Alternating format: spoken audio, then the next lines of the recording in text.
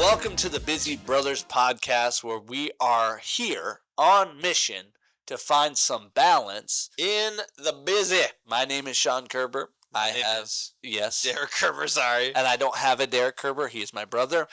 And we both have a lot going on, and we're just sharing principles from the Word, principles from our life, principles from other people's lives on how to maintain in the busy lifestyle. Because everybody says I'm busy, and busy is subjective. And all the time. We're just here to find balance in it and see how we can be better stewards of the time that God has for us, because we all have 24 hours. Nobody has more than that.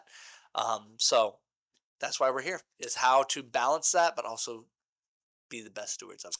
Today we're going to be talking about an individual that, man, there was no one busier, I think, in his life than Moses. Yeah. He was busier than a one-armed wallpaper hanger. He was busier than a cat in a room of rocking chairs. All the different analogies that Dad never heard those. Never heard that one? Never heard that. What? Yeah, I haven't heard that. So, I mean, I get it, but good. It's hard enough to hang wallpaper with two hands. I've never hung wallpaper, so I've been there, done that. I've heard it's horrible. It's not fun. I've taken plenty of it off. Yeah. That's not fun. All of the above. It's just not fun. Yeah. Just not fun. And it's coming back in style. Did you know that? Yeah, my wife had me put up some wallpaper in our kitchen. Gosh. And as the backdrop in our new built-ins. Yeah. No, it drives me nuts. Anyways. Air bubbles, everything. Especially the self-stick stuff. It's not like it's wet, like the stuff that you would have to apply the glue on and you can move the paper. No, self-stick, once it goes. It's like a big sticker. It's exactly. We're encouraging our kids to not put stickers on things, yet we put stickers on our wall. Anyways. Cassie, we got to go. Listen to this. Yes. Oof. So, one big tip for you is this. If you're extremely busy and you have 1-2 kids, find a lady who's got 7 kids and rocking it. Yeah. Because I promise you, they're not rocking it in their eyes, but they're doing a good job. Yeah. Okay? If you're a young dad, find an older dad. Yeah. He'll teach you exactly what's going on here, because this is exactly what happened.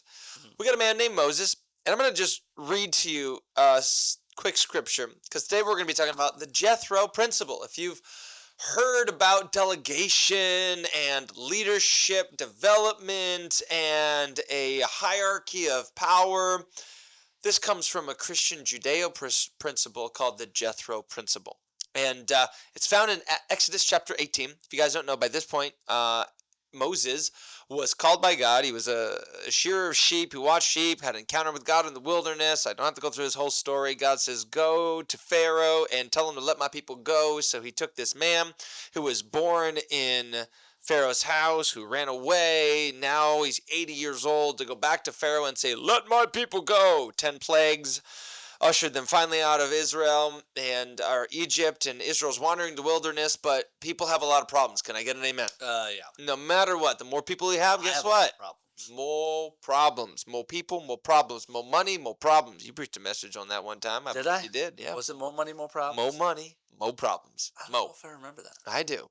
It was, I think, 1.5 years ago. I had a message called the Big Mo.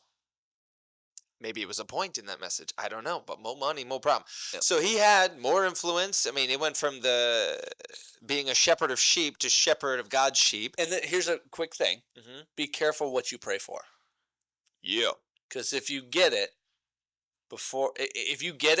when you get it, are you going to be ready for it, and are you going to be able to steward it? And today we're going to talk about how to handle what you get prayed for. Oh, so true. It was the same thing. We had just bought our house. We were, I think, 1 year into it. I was remodeling. It seemed like for years. Yeah. Or 6, I don't even know. 6 months. The 1 year years. now? Yeah. Yeah. And I heard from the Lord one time, because I was starting to complain, because I was up so late, so tired, dead. I just burning myself out all over the place, because I was doing it all myself, trying to save money. Yeah. And I was like, God, why is all this happening? It's just too much. And he told me, Derek, this is the weight of blessing. Yeah. Because he blessed his house. I mean, Yeah. I'm complaining about a very thing that other people don't even have. Yeah. And so God did some humbling in that. So this is the same exact thing with Moses. I mean, God blessed him, but now there's a weight for that blessing. Exodus chapter 18, I'm going to read from the NLT, verses 13 and beyond. It says this: The next day, Moses took his seat to hear the people's disputes, because he's their judge. He not only is their leader, he's their judge. He is their president, he is their high priest, he is their judge. He's all that in a bag of chips. And so to hear people's disputes against each other, they waited before him day and morning till evening. When Moses' father-in-law saw all that Moses was doing for the people, he asked, "What are you really accomplishing here?" Mic drop moment. Mic drop. Moses was like, when Jethro came to visit, how many know he was probably like, "Yeah, look at me now, Jethro." Yeah, exactly, because we all know, look, this is who your daughter married. Look, I'm a stud. Yeah, the beach is that way. And like, can you imagine what's going through Moses' mind? He thought Jethro was going to be like, he's going to, at the dinner table, he's going to be so proud of me. Yeah. He's going to be like, "Man, you've turned into something, Moses. You're the man. Look at you go." I remember when you had 50 sheep. Now look Yeah. at you. 50 of my sheep. And now all of a sudden, wisdom walks in the room. And instead of getting a pat on the back, he got a slap on the butt. Oh, God. And he goes, "What are you really accomplishing here? Why are you trying to do all of this alone while everyone stands around you from morning till evening?" Moses replied, I'm adding, embellishing. Because the people stutter. What? He did have a stutter. He did.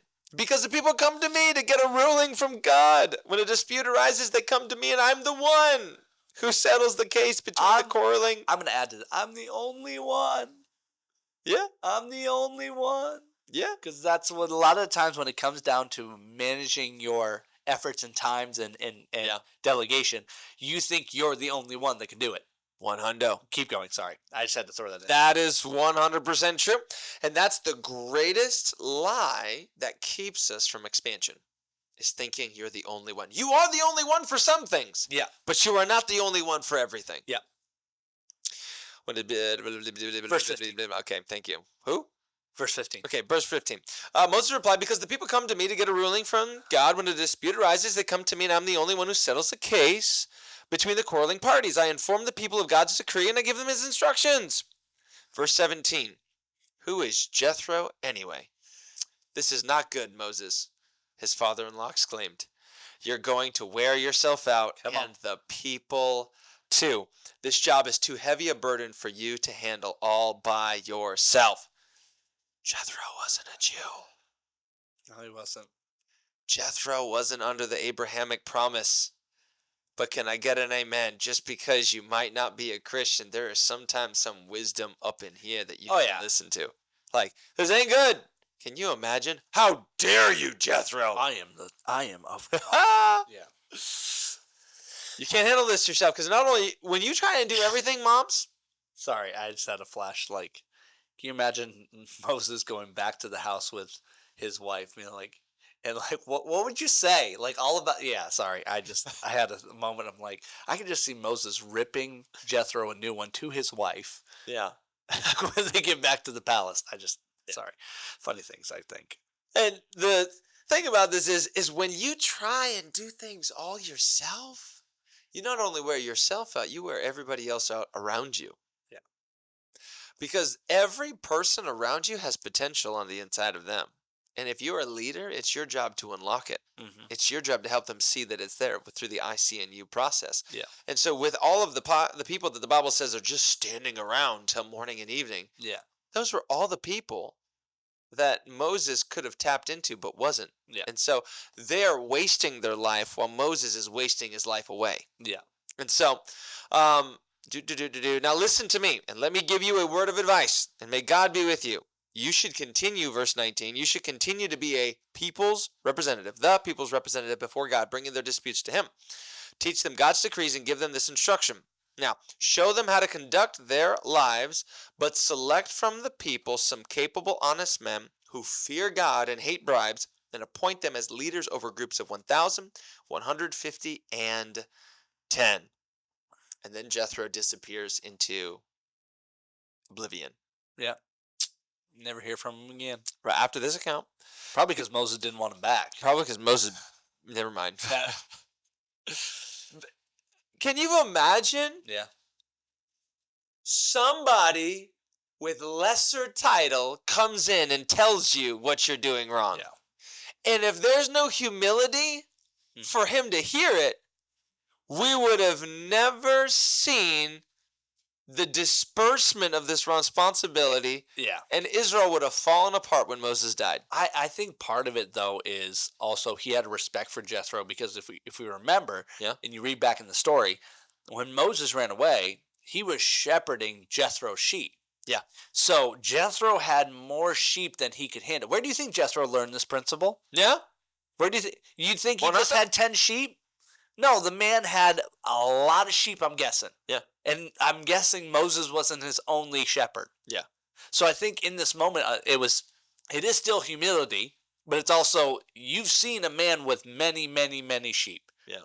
To where you probably know a couple of 10 sheep ranchers. Yeah. You probably know a couple 50 sheep ranchers. You probably know a couple 100 sheep ranchers. Yeah. But there's very few that are 1,000 sheep ranchers that they can watch over 1,000 sheep. It's the same principle that watching sheep that Jethro was using to shepherding God's people. Yeah. So I think he had that's why you had one person over 1,000, one person over 100, one person over 50, and one person, because you had to show them self-approved to then be able to get to there, but you couldn't do it all yourself, because if I'm reading and what I'm believing I'm hearing is he had more sheep than he could handle, so he had to learn how to delegate. For sure. It's the only way he could.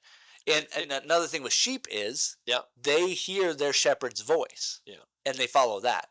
So he had to train the sheep to hear another man's voice Yeah. as True. his own. 100%. So it's the same principle here. It's like Moses had to raise up people who had his voice, so the sheep followed them as well. 100%. And what I love about this is the whole idea that Jethro was bringing was not to condemn Moses, it was to bring blessing to him. Yeah. Because the population of Israel at this time was 2 to 3 million people. That is 4 to 6 times larger than the state of Vermont at this point. Right here, right now. Like, that many more people that he is leading single-handedly from morning till evening. Can you imagine how long, like our courts are backed up now in the state of Vermont. Yeah. We have multiple judges. We have multiple different Courthouses everywhere, yes. Can you imagine how long the waiting list was? Absolutely treacherous. Again, when you try and do it all yourselves, Mom, come on, you will wear yourself and your children out. Yeah. When you try and do it all yourself, boss, you will wear yourself and your team out. Now, there's a difference between delegation and dumping. We've talked about that in the podcast. Yeah.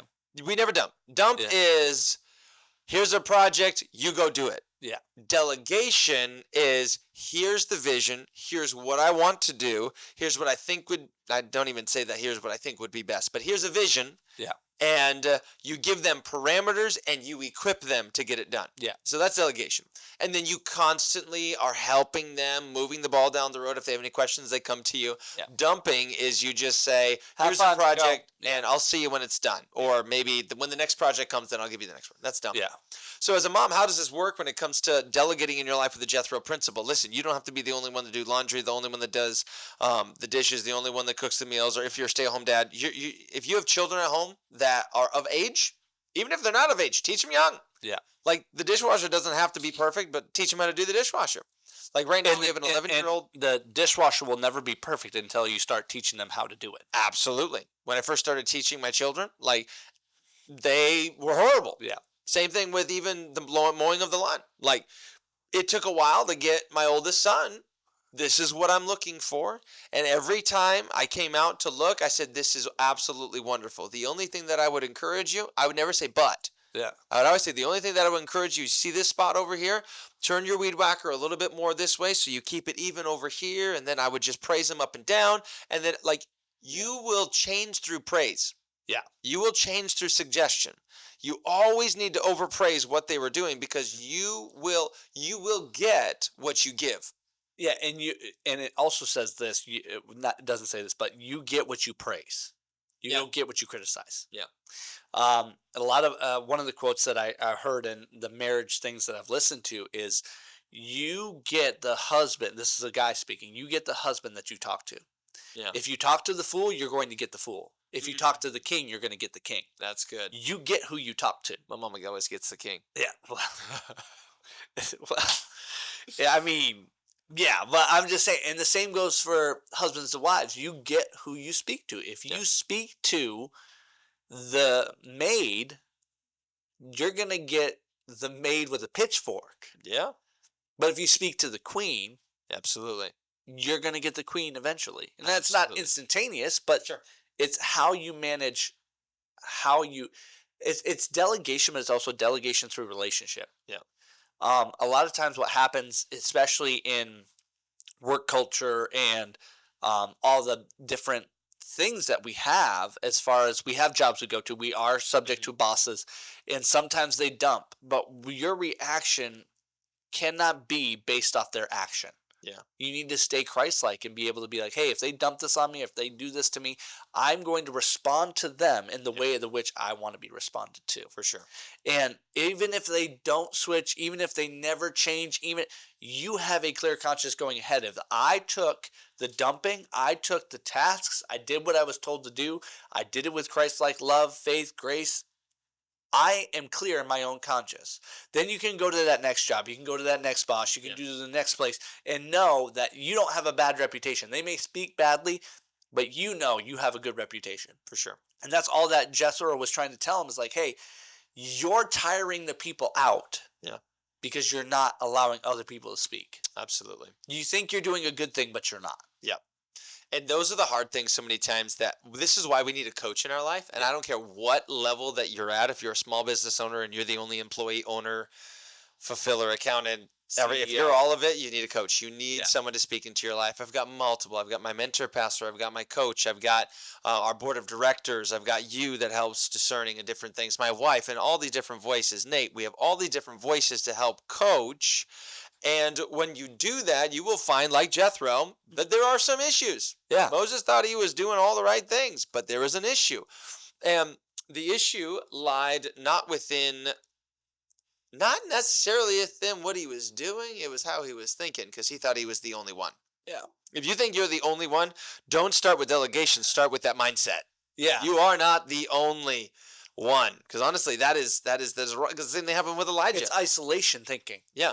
It's the thinking and it's of pride. Yes. Well, it's pride. Yeah, let's go. We can go there. I'm the only one that can get this done to the degree. Probably. Yeah, you're the only one that can do it to your standards that you've set that are way past the standards that should be. Yeah, exactly. Like, people can do it better than you. I guarantee it. I'm not the best preacher. I'm not the best father. I know there's people who can do it better than me. Oh, for sure. And there is wisdom there. I mean, in business, they say 80-20. If you find somebody that can do it 80% as good as you, hand it off.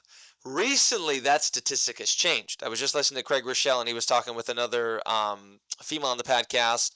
And I only say that so that way you can go and find the female that he was talking to most recently, and you find it. That she says 70. Yeah. She works with corporations all across the world and military organizations and leadership. Like, if you find somebody that at least does it 70%. And so dumping means you take somebody who has, like, you have no idea if they can do it 10 or 110. Like, that's dumping. Delegation is if you train the person, you know what they're capable of, and you only hand it to them when they can do it at least to 70% as you think as good as you are. Because you probably are good. You probably are really good. Moses was probably really good at hearing from God and making decisions. But the thing is, Moses was wearing himself out. Now, that's why I believe also that this whole idea of Moses raising up Joshua actually happened. Because if you fast forward in the story of the scriptures, Joshua never rose up anybody to take his place. And then we find a dark period of Israel wandering again. Even though they were in the promised land, they wandered from God, and God rose up the judges to be able to bring them back to God. And they were under constant suppression because there was no leader telling them this is what we need to do. So we need leaders in our life. Society needs leaders. But we need structure in leadership. So Moses, I believe, took this principle, and that's why he rose up Joshua, but Joshua just never did that, which led Israel into some dark times. Because this is the big thing. If you're watching this podcast, there's a good chance you just want to do better at life. Like, you just want to get better, you want to do your business better, you want to grow it, you want to do something that makes a difference. And so in order for that to happen, delegation is necessary. Because if you want to scale and to do better and to grow bigger, you need to learn delegation. It is 100%. And this is exactly what Jethro was teaching Moses you can't do it yourself. And it requires trust. Because when Yeah. you delegate, the worst thing you can do to the person that you delegated to is micromanage. Yeah. Now, we've talked about all this in the past, the importance of I do, you watch, you do, I watch, you do, you report to me, that whole Yeah. synopsis. It's probably not the exact way, but we need to have trust in the people that we delegate to. Yeah. Again, you've got to be competent.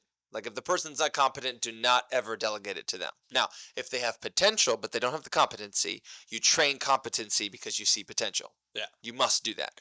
With your children, there are potential. There's potential in them. Yeah. But you need to train competence in that. Mhm. That's not how you put the forks in. You put the forks in this way. You don't put the toilet paper in like a mullet. You put it in like a beard. Like there's so important things that you have to do in Yeah. life for training your children. You fold the towels this way. You do shirts this way. Like they would just throw clean clothes into their drawer. Yeah. Or just let them be on the floor like even adults do, which I do a lot. Yeah. And so It's the in between pile. yeah, that's Get right. tested. And so if you delegation is so necessary to scalability. If you have more children, you've got to have more delegation. Mhm. Or you will do the next thing, burnout. Yeah. If you do not delegate, if you do not operate on via the Jethro principle, you're going to burn out. Yeah. And we've had plenty of burnout Mhm. in even our lives and the people that we've ministered to. Mhm. Business leaders, volunteers, you'll burn out doing a good thing. Yeah. Because a good thing doesn't mean it's a God thing. And it's never a God thing to take yourself and wring yourself out on the altar of I am the only one who can do it.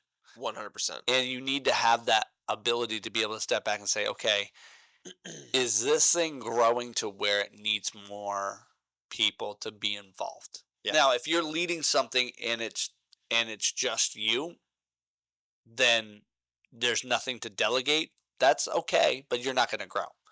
Yeah, And, it's just gonna stay and just whether Moses liked it or not, the Jewish people were going to grow. Yeah. Because it's a natural process. Like you're going to grow as a nation, especially sure. as you're blessed, as you do what God's called you to do, as you enter that promised land, things are going to grow. So you can't stop that growth. Yeah. You have to find a way to manage it. And that was part of the reason why. Not, I guess there was a lot of reasons why I got out of business, but one of them was I just could not delegate properly. In some scenarios, in some fashions. Now I've gotten better now that I've been in this role, and I know where I'm supposed to be and what I'm supposed to do, and I know I'm called and anointed for this. But it came to a point where I could trust people, but then I just didn't follow through enough to delegate properly. I was great at trusting people, letting them go, doing what they need to do, but I wasn't good at following through, checking, making sure they're good, they're taken care of, make sure the product is good. And that was my downfall. So it's not again, delegation doesn't mean once you get rid of it and delegate it properly on the front end. It also means on the back end, you got to be able to continually not micromanage, but inspect and also course correct. Yeah. Because there's going to be times where you've delegated to the best of your ability, they've received it to the best of their ability, but month 1, year 10, you're going to have to course correct and be like, okay, that's the way we used to do it. That's what we used to do. But we need to change that now because times have changed, systems have changed, something has changed.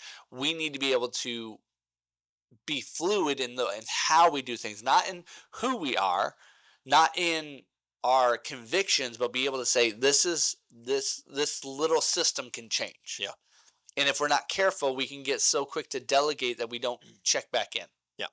And that's where it's leading a lot of us, even in our homes, where we set a system and structure in place, and then we never check back in to see if it's actually working. Yeah. We say, well, we do that. Yeah, but do your kids even like it anymore? Yeah.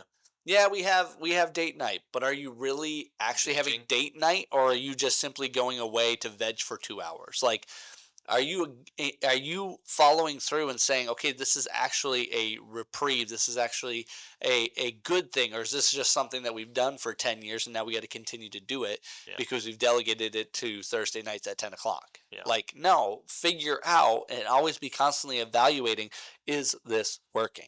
And that's why delegation and this Jethro principle is so important, because you will be able to do more but that doesn't mean you'll be able to do more, but that doesn't necessarily mean you're going to do less. Yeah. You're just going to be doing more of something different. Yeah. So instead of Moses just doing all of the judgment for the people, he was going to be doing that less, but he was going to be being more accountable to these other people. Yeah. Working with them, developing other leaders. And so really, why does the Jethro Principle work? We're on what we're calling this portion, like, why does this work? Number one, it focuses the leader, gives time to be able to focus on what truly does matter. If you're leading a business, delegating out the cleaning of your business office, delegating out the ability, if you have the finances, you free up the finances to hire up an accountant, a lawyer to do the lawyer things. Like, it frees you up to do what you need to do to grow the business. If you're a mom, delegating certain responsibilities free you up to learn how to do better what you guys are doing. Yeah. So you're able to spend more time creating system and structure rather than more time just doing more. Because in life, there is a never-ending list of to-dos. Yeah. Well, the lawn needs to be mowed, diaper needs to be changed, trash needs to be taken out, the dishes have to be washed for the 18th time today. There's always going to be something to do.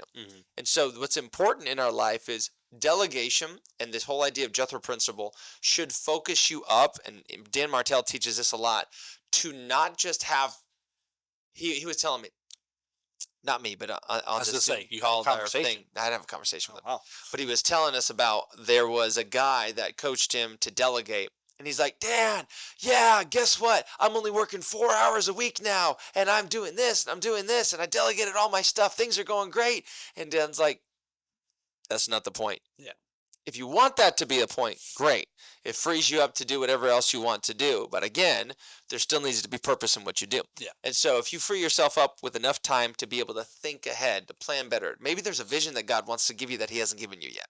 Maybe there's an encounter that God has for you that is going to give you an answer to some type of problem that you have been running into, a bridge that you haven't built, a wall that hasn't come down, and he's going to give you the answer in that moment of silence. But you would have never been able to be silent because you have so many massive amount of things to do. Yeah. And so why it works, it frees you up to think. T.D. Jakes says this: you as a leader need to do more thinking time than anything. Yeah. Thinking time than anything. And all that should do number 2 in segment 3. Segment. Okay. I was looking at where you're from, and I'm like, I don't know where he is. Why it works: freedom It works. for the leader, for the mom, for the dad, for the business leader, the manager, the influencer in your job. Even if you're still on a low-level position, you still can influence. Yeah, and it helps. Number one, if you're being delegated to, take the task that's being delegated to you seriously. Because as we learned in this Jethro principle, it was 10, 50, 100, 1,000. Chances are, if this is if you're entering into the workforce, if you're entering into a new job, you're going to be, your first leadership position is going to be to 10. Yeah. You cannot go to 50, 100, and 1,000 until you completely master how to delegate well to the 10, how to work with the 10. Yeah. And when you get to that place of 50, you're going to have, I'll just break it down this way. You're probably going to have 5 leaders over 10. Yeah. So whenever we do this Jethro principle, it raises up new leaders to be able to take more of the weight. Yeah. And I'll tell you, from a leadership standpoint, you always need leaders. 100%. Always. I was just in a couple meetings this week, and one of them is like, we're trying to think of a new ministry or a new thing to help this body. And we're like, this is awesome. We came up with some things that the ministry could do and stuff like that. But it's like, okay, we have the vision for it. Yeah. But guess what we need? We need a leader for it. Yeah. And then as we're creating the vision for it, we're like, oh, we'd almost need like 3 or 4 leaders over these different positions to be able to handle them effectively. Yeah. And to make sure that everything's taken care of. And that happens whenever we do the I see in you, whenever we do the I think you'd be great at this. I would love to see you come and help me with this. It raises up those new leaders so that way this thing can keep growing, can keep moving in your home and in your circle of influence. Having those moments where you're raising up that child, you're raising up and sometimes you have to hire it out. Yeah. Like if your kids are extremely young, you have to delegate by hiring out something. Yeah. Like for me, I delegate all of my car work. Yeah. I don't turn a wrench anymore. I used to change my oil. I That's used to do great. this, that, and the third.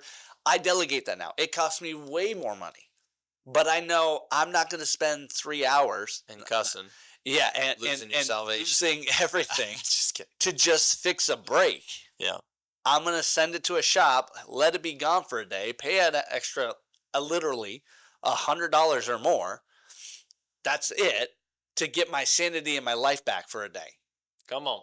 So it doesn't have to be a place where you're delegating to a leader to do a specific job. Sometimes delegation is just freeing up yourself to be able to do the things you need to do. Yeah. Whether that's hiring a cleaner, whether that's hiring or finding a meal prepping like factor or things like the HelloFresh, stuff like that, that helps cut down that time. So you're delegating those responsibilities off so that way you can focus on what you need to focus on. So it raises up new leaders, but it also frees you up so that way you have more ability to do what you need to do that nobody else can do. Yeah. Because there were things that only Moses could do. Yeah. And Moses not delegating, not raising up new leaders, not putting in people in positions of authority was hindering what he could truly do for the kingdom, what he could do for the Israelite people. So how much are we missing what God has for us because we're not willing to raise somebody up or push a task to hire out a task? Yeah. And I think it's important for the organization that you lead or the organism as your family to delegate like the Jethro Principle because it creates strength within the community. It creates strength. The more layers that you have to something, the more strength that it creates, the more trust it creates, the more buy-in it creates. Yeah. And I say that with a caveat that it will also add more potential for catastrophic failure when you add more in. So we can't preach one side without the other side of it. And you're going to have the other side of it. But if you have the fear always of catastrophic failure because someone got butthurt or upset or miscommunication or whatever, those are just a part of life. Yeah. The quicker you can just accept that, the better it's going to be for yourself. So when and if it does happen, we're not prophesying it to. If it does and when it does, it's not going to derail you. Okay. But when you have a multiplicity of leaders that surround you in your company, organization, and support structure, when you manage it correctly, then it's less likely for this thing through one incident to come crashing down. But that doesn't mean that it's 100% foolproof that it won't. Yeah. But you will find there is greater strength in community, greater trust, especially in a church. The more people that we have in leadership, the more trust that people coming in will know from the community coming in, from people that are brand new coming in, because we're not relying on one or two people. And yes, we're planning our staff advance that we do. And there's right now 22 people that we're going to have there. And last year, I think we had 24. We have to do 22 because the venue that we have will only allow 22. And then that doesn't include board members that are watching over. That doesn't include my mentor pass. That doesn't include the other people that oversee this place. Those are just the people that get things done. Yeah. And so there are multiple people in decision-making roles that create safety, checks and balances through that. So it strengthens your community. So now let's move into how do we apply the Jethro Principle in our life? And we got to land the plane with this one. Now, if you're a pastor or a church leader or volunteer, you need to realize, number one, you can't do everything. You cannot do everything. If you have an idea that doesn't, you've got to bring that idea to other people to get insight, correction, finalize, clarify. And a lot of times when you bring that idea before the group of people, somebody will have a vision ignite in them to then take it and run with it. Yeah. Because a lot of times what we're doing is we're not doing it all ourselves is not allowing the people to have a vision from God for themselves. Yeah. And a purpose from God for themselves. So when you bring that, let's just say you're launching a church and then you come to a meeting and you have some potential leaders and you're like, hey, this is a ministry I really think we need. I really think we need to grow our children's ministry. And I think we need that. There might be a person in the crowd that's like, you know what? I really feel like God spoke to me. This is what I should do. it brings that out of them, so that way it's not just you fulfilling the calling of God on your life, you're also empowering people to fulfill the call on their life. Yeah. So when you try to do everything yourself, you're limiting not just what people can do, but you're limiting the call that God has given people, because you won't allow them to have the freedom to be able to express it. I've read a book just recently, and it's eluding me what the name of the book was, but the purpose in life isn't to get people to line up with your vision. No, it's my coach that said it. Yeah. It's about finding those people whose vision can partner with your vision. Yeah. It's not about getting everybody under your banner, you're this, you're that. It's about can you fulfill the call of God? Does your vision have room for someone else's vision? Yeah. And so when you find that, those people, you guys can drive in the same direction, because their driving force is your driving force. Yeah. Even Jesus gave us the example. Before he would go into villages, he would send his disciples by 70, then send them by 120 into the villages that he was going to be in. Yeah. And so he was delegating the responsibility. He anointed them with responsibility. He anointed them with the Holy Spirit to go into these regions to cast out devils and to prepare the ground. John the Baptist was the same exact way. He was the one who went in to prepare. God used him to prepare people for what was coming. And that's what we need these people in our life for, to handle the workload. If you're an entrepreneur or a business leader, you need to just sit down, mama, dad, whoever you are, just list the only things that you can do. Yeah.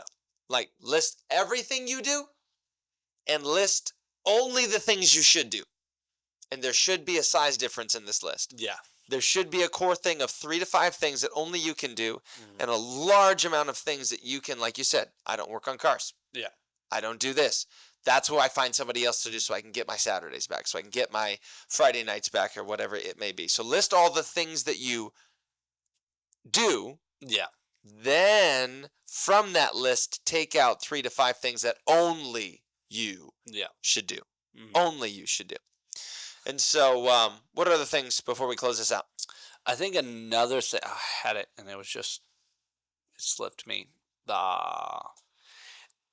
When it comes, and this is something that I've learned, is when it comes to your organizational chart, and an organizational chart, we see it a lot of times where the leader's at the top and then it has people below it.